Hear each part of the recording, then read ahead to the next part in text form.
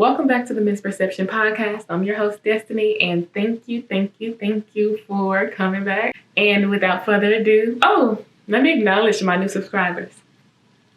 Anywho, without further ado, let's go ahead and get into this video. As you can see by the title, we are talking about family values. We're going to end 2025 talking about family values. And the best way to talk about the family is talking about the head of the family.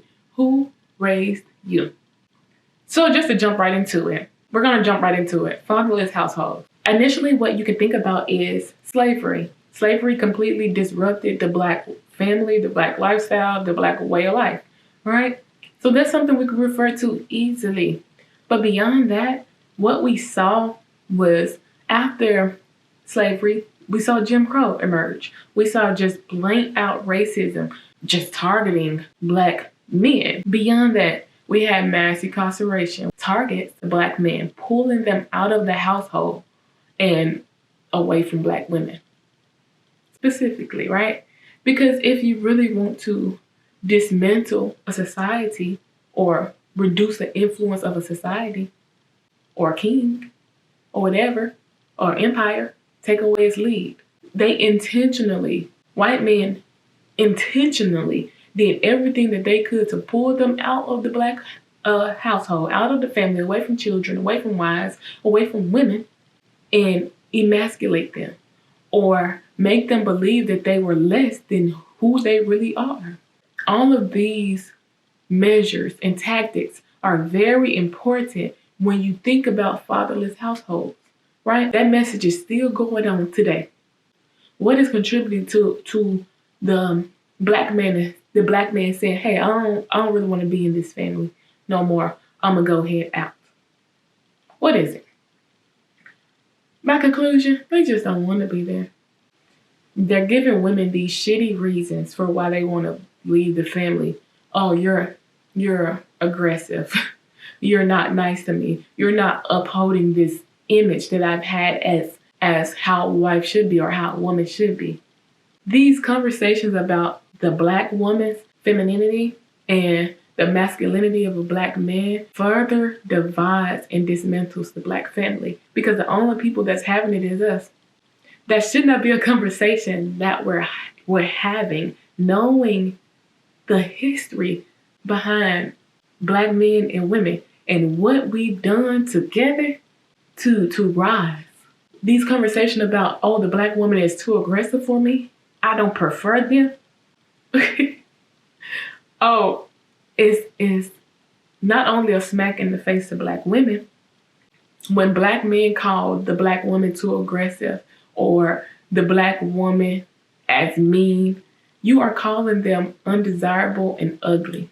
You're not saying it explicitly, but that's what you're saying when you say, as a Black man, Black women aren't my preference. Society tries to warn you about women who didn't grow up with their fathers, as if like a woman growing up without a father presence is a complete red flag.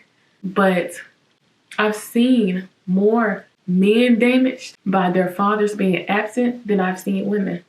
Both hurt. Like men hurt, women hurt from their parent deciding to leave. But the more long-standing, I guess, trauma, the ones that you see perpetuate and travel through our generations, travel from men. Because women learn to lick and nurture their wounds. They heal them, even if it took them a minute. But men, they're too strong for that, right? They're too masculine to cry or acknowledge what's going on with them when their father decides to leave them. So what you see is that those men, they carry the trauma. And they might not carry it on their sleeve and loudly, but they're carrying it into the relationship that they're in. So why not just date a man that comes from a 2-parent household, right? Oh, that's the green flag, right? No, that's not the green flag either. Some of the most dysfunctional, low vibrational, easily angered men that I've experienced came from 2-parent households.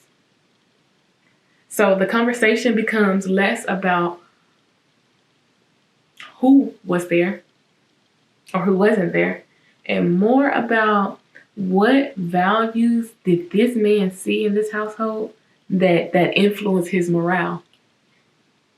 Did he have a father who was present, who used to beat his mother? Did he grow up in an abusive household where he watched his father or listened to his father abuse his mother physically? Because that's going to influence his morale. He's going to believe that women can be tamed, that women needs to be controlled, that, oh, if you beat her ass, she'll get in line. That's going to be a very narcissistic, emotionally abusive, and maybe physically abusive man. Was he a man? Was he a young boy watching his father maybe just not be emotionally available for his mother? Right? He said he went to work, he paid the bills, he ate, he watched his football and played his game, he went to sleep, and he did it for 10 years. Did he watch his father do that? Because if he did, that man will transfer that trauma. That man will not be emotionally available to you, nor his children. And let me actually fix that. He's inclined to be less emotionally available for you and less emotionally available for the children that he raised. Was he a child in a 2-parent household that had a father who was a serial cheater, who constantly cheated on his mother and his mother stayed with him? Was his father one of those men that had a family around the corner? Because if so, he's more inclined, he's more likely to also be a serial cheater. He's more likely to not value you as a woman and honestly not respect women altogether. This is a man who morale does not connect the divinity of women to his purpose, which in turn means his family values may not be exactly respectable. The conversation is less about who was there and more so about the values that was instilled. You can have family values and be in a single family household. Your father cannot be there. Let's talk about women. Your father doesn't have to be there for you to have family values. No man has to be present for a child to grow up, male or female, to have family values. Growing up with the absence of a man does not make you damaged. It only makes you disadvantaged. Just because your start line is a little bit further than the next person does not equate to you being damaged goods. You can get further than somebody that has a father figure in the house. Because it's less about who was there and more so about the values. What did you learn there? What did you see? What were you shown? Right? Women that grow out without fathers not more inclined to be hypersexual, although we see that, right? They're releasing, that is an act of them releasing that rage. They're more inclined to not respect men. Respectability is earned. Last time I checked. They won't know how to treat a man. Babies don't know how to walk. They are taught. Yes.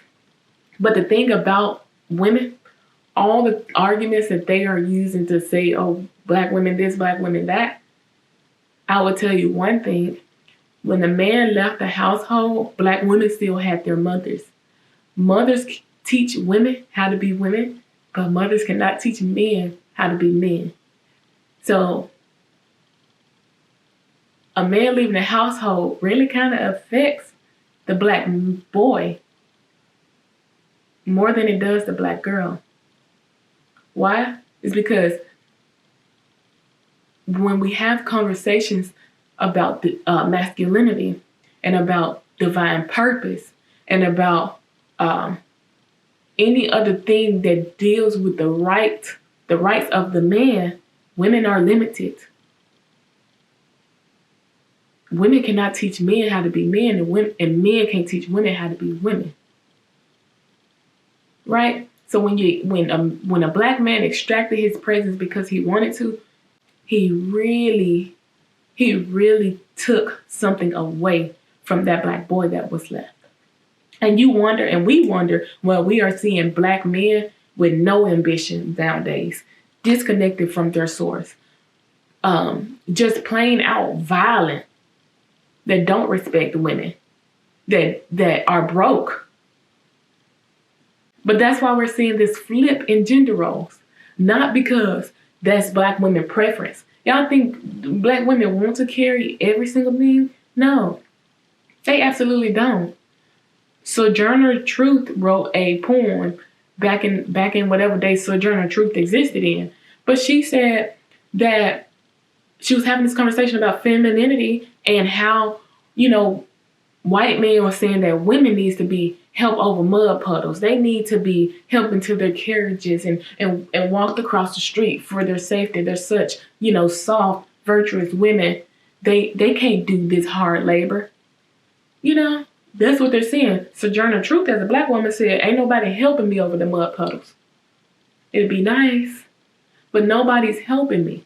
If women are to birth children, raise productive members of society, and be virtuous women, what made y'all believe that black women also want to take on the role of the black man? Nobody wants that much responsibility. It sickens me when we steadily have these conversations about black man, black woman, because no other race is having these conversations. They understand the intricacies and the importance of being in partnership, but we are steadily marching behind. Shit, we're crawling behind because we can't even learn to respect one another just as a human being.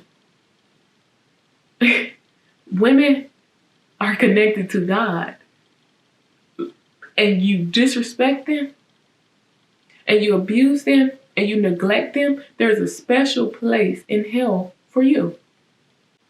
I didn't make the rules.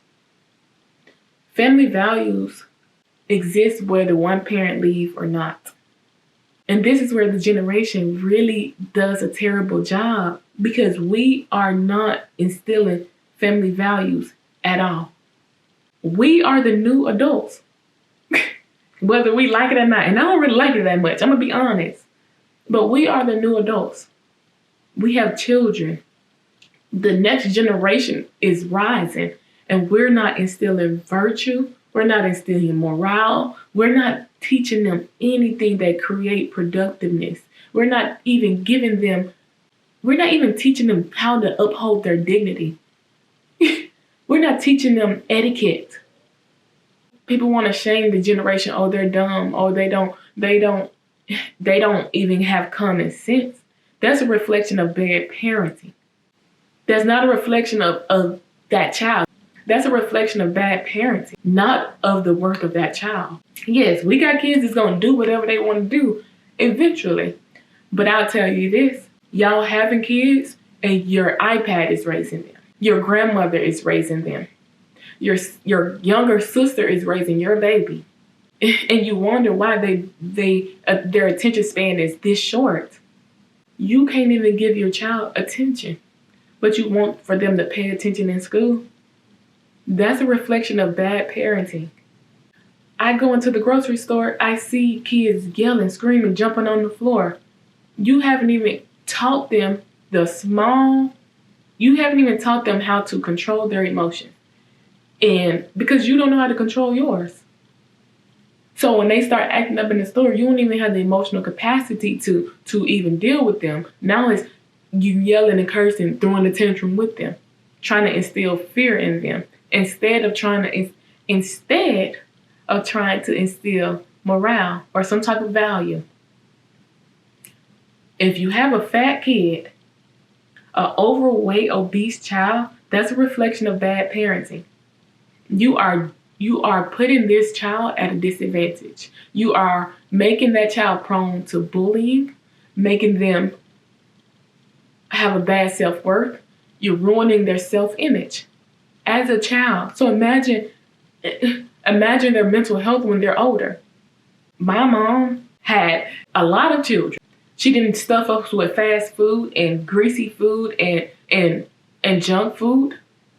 She didn't do that. We don't want the responsibility of having children. We don't value we don't even value being parents. We don't value being the adults. Shoot, we longing for our childhood. But that's how we perpetuate trauma, y'all. Y'all mad because your father was absent, but look how absent you are for your child. You gotta go to work though, right? Right. You don't have time for that. You're tired. These are the primitive years of children and how they're being raised in the values that you're not instilling in them. Don't be surprised when they become criminals and when they become very violent, when they're in these mental health institutions. You did that. As the new adults, we really have to find a way to give time to our children. I was at dinner the other day, just random dinner with my sister. I wish she was here to vouch for me, but at dinner with my sister, there was 2 people at the table and they had a child. Child had to be like maybe 5, 6, like big enough to walk, big enough to talk a little bit, like just a child. Big enough to listen. I am not lying to y'all.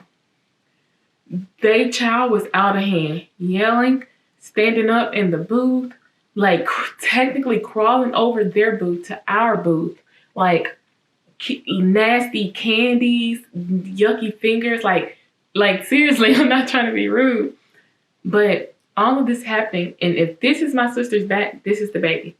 Like, I'm telling you, this close, guys. The parent did nothing.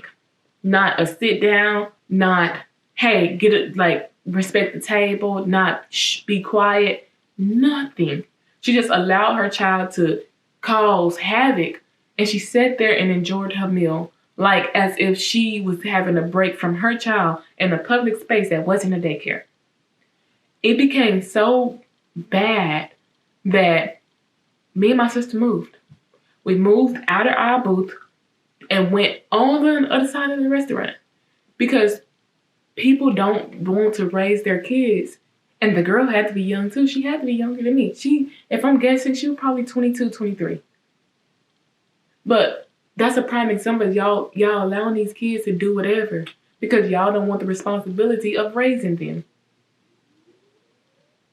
But to get back to my point, we're wondering why a lot of men out here are lost. It's because they did not have representation in the household, or they didn't have effective representation in the household. Who black men supposed to be have always been limited. But a man who stands for nothing falls for anything.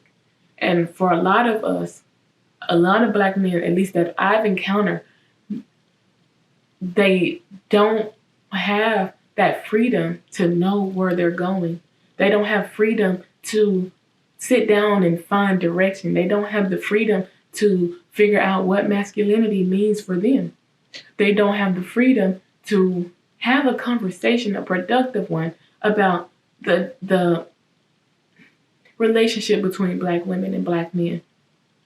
We're running in circles with mindless conversations. Being in a single family household or coming from a single family household does not make you damaged. That does not make you damaged.